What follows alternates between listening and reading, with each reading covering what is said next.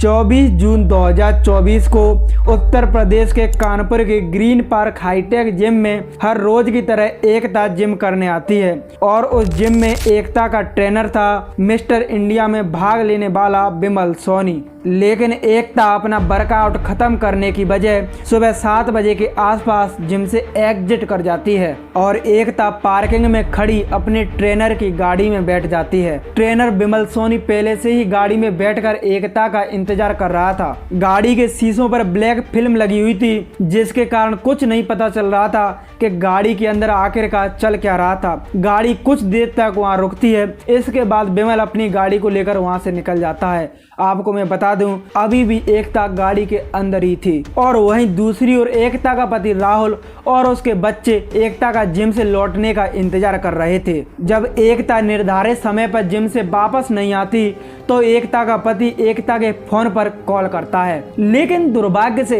एकता का phone switch off आ रहा था। इस तरह एकता का फोन कभी भी स्विच ऑफ नहीं हुआ था, जिसके कारण राहुल घबरा जाता है और भागकर तुरंत ग्रीन पार्क जिम पहुंचता है। लेकिन जिम मैनेजर राहुल से कुछ ऐसा कहता है कि राहुल के पैरों तले जमीन खिसक जाती है। राहुल को ट्रेनर और एकता की नजदीकियों के बारे में तो पता था, लेकिन ट्रेनर कुछ ऐसा कर जाएगा यह राहुल ने कल्पना भी नहीं की थी। इसके बाद राहुल तुरंत कोतवाली पुलिस स्टेशन पहुंचता है और स्टेशन में बिमल सोनी के खिलाफ किडनैपिंग का केस दर्ज कराता है। इसके बाद कोतवाली पुलिस ने इस केस में क्या किया यह सुनकर आप बिमल सोनी की पहुंच का अनुमान लगा लोगे। कोतवाली पुलिस इसे किडनैपिंग का मामला नहीं बल्कि प्रेम प्रसंग के एंगल को देखते हुए गुमशुदगी की रिपोर्ट दर्ज करती है। इसके बाद पुलिस दोपहर के समय जिम में जाती है और जिम में पहुंचकर वह बिमल सोनी के भतीजे अनिरुद्ध को जिम में बुलाती है। मैं आपको बता दूं, बिमल की बहन जूही मिलिट्री कैंप एरिया में रहा करती थी, लेकिन उसकी बहन को बिल्कुल मालूम नहीं था कि बिमल की पर्सनल लाइफ में क्या चल रहा था और अनिरुद्ध इसी का बेटा था। अनिरुद्ध अपनी माँ के साथ इस ग्रीन पार्क जिम में पहुंचता है, जहां पुलिस अनिरुद्ध से एकता के बारे में पूछताछ करती है। लेकिन जब अनिरुद्ध से कोई जानकारी नहीं मिलती तो पुलिस अनिरुद्ध को छोड़ने की बजाय अपने साथ कोतवाली पुलिस स्टेशन ले जाती है। इस घटना को देखकर अनिरुद्ध की मां डर जाती है और वो भी कोतवाली पुलिस स्टेशन पहुंच जाती है। तभी अनिरुद्ध की मां को कॉल आता है कि तुम्हारा भाई अपनी गाड़ी के साथ तुम्हारे घर पर आया है। अब इसकी जानकारी तुरंत अनिरुद्ध की मां पुलिस को देती है, लेकिन पुलिस इस जानकारी को अनसुना कर देती है।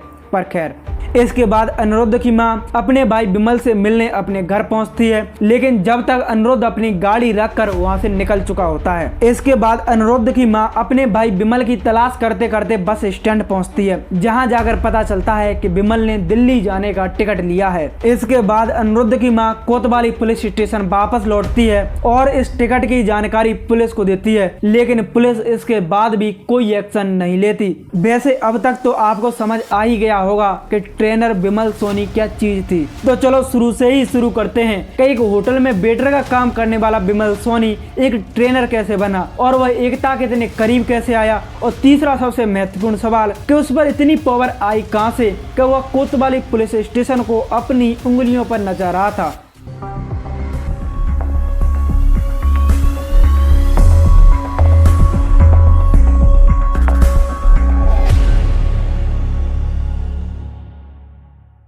बिमल सोनी कानपुर में ही रहा करता था। बिमल के माता पिता के 7 संतानें थीं, उनमें से बिमल सोनी सबसे छोटा था। बिमल को शुरुआत से ही बॉडी बिल्डिंग में बहुत रुचि थी। जब वह 24 साल का था तब उसने मिस्टर इंडिया प्रतियोगिता में भाग भी लिया था, लेकिन वह 5वें राउंड में बाहर हो गया था। इसके बाद बिमल कानपुर वापस लौटता है और एक होटल में वेटर का काम करने लगता है। तभी कानपुर के पूर्व डीएम को बिमल की बॉडी बिल्डिंग के प्रति रुचि का पता चलता है, तो बिमल को वह अपने साथ ले जाते हैं और कानपुर के ऑफिसर्स क्लब परिसर, जहाँ बड़े बड़े ऑफिसर और उनकी फैमिली रहा करती थी, इसी परिसर में एक जिम था, उसका बिमल को ट्रेनर बना दिया गया। इसके बाद बिमल सोनी लंबे समय तक इस जिम में बतौर ट्रेनर काम करता है और यही बड़े बड़े अधिकारियों से बिमल सोनी की दोस्ती हो गई थी। लेकिन लेकिन फिर कुछ विवादों के चलते विमल सोनी को उस जिम से बाहर निकाल दिया जाता है। इसके बाद भी विमल सोनी उस परिसर में आता जाता रहता था। यही कारण था कि सिक्योरिटी गार्ड उसे अच्छी तरह जानते थे और उस परिसर में आने जाने से सिक्योरिटी गार्ड उसे रोकते भी नहीं थे।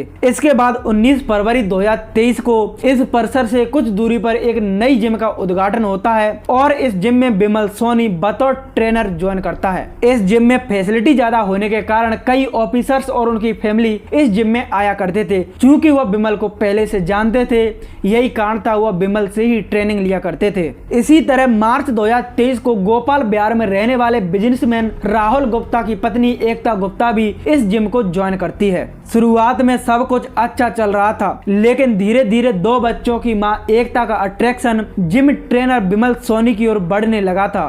क्योंकि विमल सोनी बड़े बड़े अधिकारियों की पत्नियों को ट्रेनिंग दिया करता था, तो एकता ने भी विमल सोनी से ही ट्रेनिंग लेना उचित समझा। अब यहीं से एकता गुप्ता और विमल सोनी की नजदीकियां बढ़ने लगी थी। अब अप्रैल 2024 आते आते उनकी दोस्ती इतनी गहरी हो गई थी कि उन दोनों ने अपने नंबर एक्सचेंज कर लिए थे। इसके बाद एकता दिन में कई बार ट्रेनिंग का बहाना लेकर विमल सोनी से बात किया करती थी। विमल ने पुलिस को यह भी बताया है कि कई बार वह शाम को दोनों घूमने भी गए हैं। पर खैर, अब विमल और एकता के बीच सब कुछ सही चल रहा था, लेकिन दोनों के बीच प्रॉब्लम तब होती है जब विमल की सगाई हो जाती है और इसकी जानकारी एकता को लगती है, जिसके कारण इन दोनों में झगड़ा हो जाता है और एकता 20 दिनों तक जिम में वर्कआउट करने तक नहीं आती। लेकिन फिर आखिरकार एकता 20 दिनों बाद 24 जून 2024 को जिम में वर्कआउट करने आती है। एकता जिम में एंट्री तो करती है, लेकिन वह जिम में कोई वर्कआउट नहीं करती और बिना वर्कआउट के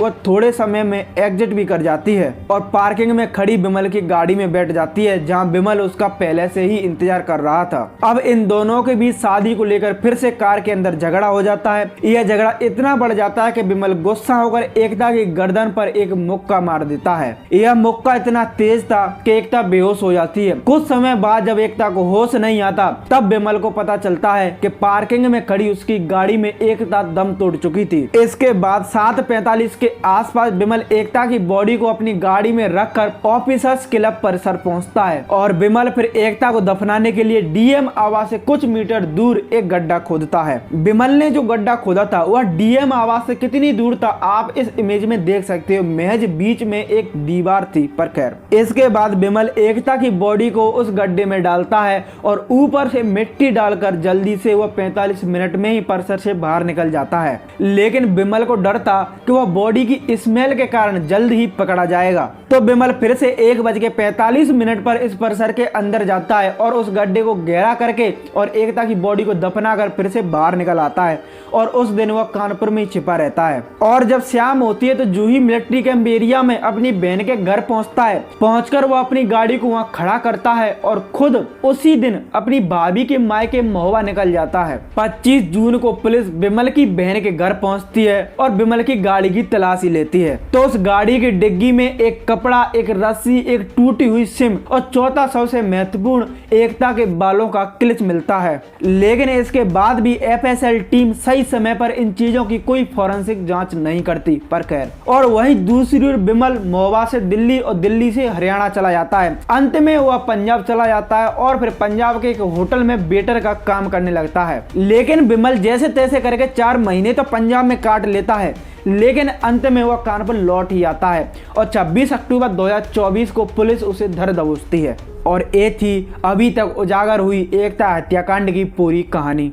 लेकिन एकता की बॉडी को खोजने के लिए पुलिस को 4 महीने लग गए, इसीलिए पुलिस की नाकामी पर कई सवाल भी खड़े हो रहे हैं। जैसे यदि पुलिस पहले ही हिम्मत दिखाती और ऑफिसर्स क्लब परिसर में जांच करती तो शायद एकता की बॉडी पहले ही मिल जाती और एफएसएल टीम गाड़ी से बरामद सभी चीजों की सही समय पर फॉरेंसिक जांच करती तो एकता के मर्डर का पहले ही पता चल जाता। और कई सवाल तो ऐसे खड़े हो रहे हैं जो सीधा इशारा कर रहे हैं कि एकता की हत्या में विमल का साथ किसी और ने दिया है और यह हत्या कोई एक्सीडेंट नहीं बल्कि पहले से ही प्री प्लान थी। अब यह इन्वेस्टिगेशन पूरी तरह समाप्त हो जाएगी और एकता की हत्या का जो अंतिम निर्णय निकलेगा मैं आपको जरूर बताऊंगा। अब हम जल्द मिलते हैं अगली वीडियो में, जब तक के लिए गुड बाय मेरे दोस्तों।